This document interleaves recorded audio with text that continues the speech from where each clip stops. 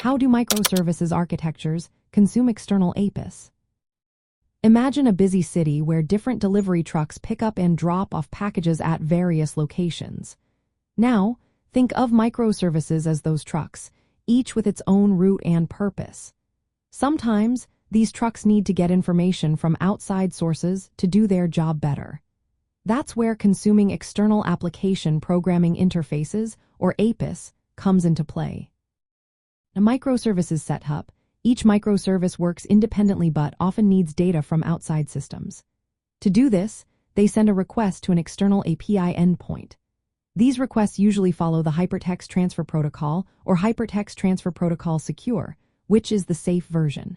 They can use styles like representational state transfer or GraphQL to ask for specific data. Once the request is sent, the microservice waits for a reply.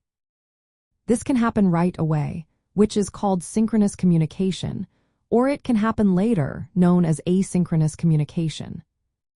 To keep things smooth, microservices often use an API gateway or a backend for front-end pattern. Think of the API gateway as a traffic controller that routes requests, handles security, and even changes data formats if needed. This setup helps keep each microservice focused on its main job without worrying about the complexities of external API calls. Microservices also include safety nets like retry mechanisms and circuit breakers.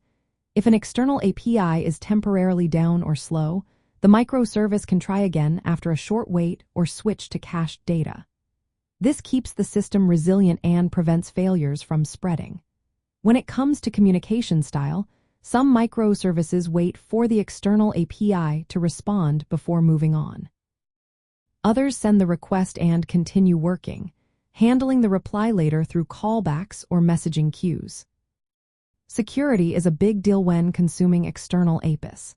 Microservices often use API keys, OAuth tokens, or other credentials to prove who they are. They also encrypt sensitive data during transmission to keep information safe. The API gateway often manages these security measures centrally, making it easier to control. For example, a microservice that handles orders might call an external payment API to authorize a payment. It sends the payment details, waits for the response, and then decides what to do next. Meanwhile, another microservice might request shipping status from a third-party logistics API and update its records when the reply arrives. In short, microservices consume external APIs by making well-defined, secure requests either directly or through an API gateway. They handle both immediate and delayed responses, and they use patterns like retries and circuit breakers to stay reliable. This approach keeps backend development simple and each microservice independent, even when they need outside help to do their jobs.